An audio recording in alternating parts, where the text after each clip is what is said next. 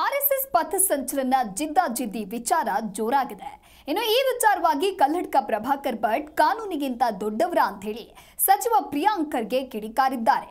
ಅಲ್ಲದೆ ಪ್ರಿಯಾಂಕ್ ವಿರುದ್ಧ ಪ್ರತಾಪ್ ಸಿಂಹ ಆರ್ಎಸ್ಎಸ್ ವಿರುದ್ಧ ವಾಗ್ದಾಳಿಯನ್ನ ನಡೆಸಿದ್ದಾರೆ. ಹಾಗಾದ್ರೆ ಅವ್ರು ಏನ್ ಮಾತನಾಡಿದ್ದಾರೆ ಬನ್ನಿ ನೋಡೋಣ. ಅವರು ಕಾನೂನಿಗಿಂತ ದೊಡ್ಡವರು. ಅವರು ಹೂ ಇಸ್ ಕಲ್ಲಡ್ಕ ಪ್ರಭಾಕರ್ ಭಟ್?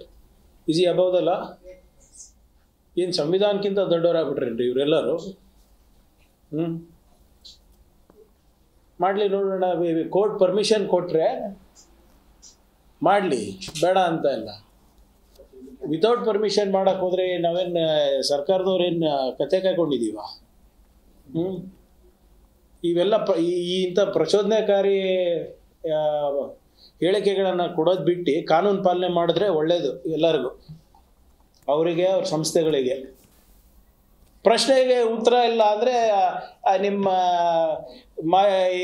ನಡಿಲಾರ್ದಂಥ ನಾಣ್ಯಗಳು ಇವೆ ಅಲ್ಲ ಮೈಸೂರಿನಲ್ಲಿ, ಅಂಥವರಿಗೆಲ್ಲ ಬಿಡೋದು. ಏನು ನಮ್ಮ ಕುಟುಂಬದ ಬಗ್ಗೆ ಮಾತಾಡೋಕ್ಕೆ, ನಮ್ಮ ಬಗ್ಗೆ ಮಾತಾಡೋಕ್ಕೆ.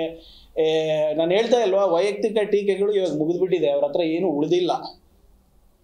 ಈಗ ನಮ್ಮ ಬಣ್ಣ, ನಮ್ಮ ಹೇರ್ ಲಾಸು ಅವಕ್ಕೆ ಹೋಗ್ತಾರೆ ನೆಕ್ಸ್ಟ್ ಇವರೆಲ್ಲರೂ.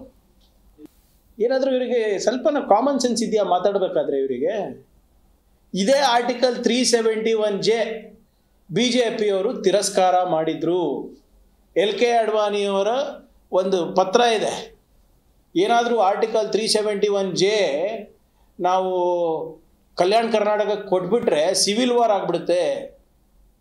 ಬೆಂಗಾಲ್ದವರು ಕೇಳ್ತಾ ಇದ್ದಾರೆ, ಮಹಾರಾಷ್ಟ್ರದವ್ರು ಹೆಚ್ಚು ಕೇಳ್ತಾ ಇದ್ದಾರೆ, ಬೇರೆ ಬೇರೆ ಎಲ್ಲಿ ಪ್ರಾದೇಶಿಕ ಅಸಮಾನತೆ ಇದೆ ಅವರೆಲ್ಲರೂ ಕೇಳ್ತಾ ಇದ್ದಾರೆ. ಇದು ಕೊಟ್ಬಿಟ್ರೆ ಇದು ಸರಿಯಲ್ಲ ಅಂದ್ಬಿಟ್ಟು ತಿರಸ್ಕಾರ ಮಾಡಿ ಕಳಿಸಿದ್ರು SM ಕೃಷ್ಣ ಸಾಹೇಬರು ಚೀಫ್ ಮಿನಿಸ್ಟರ್ ಇದ್ದಾಗ.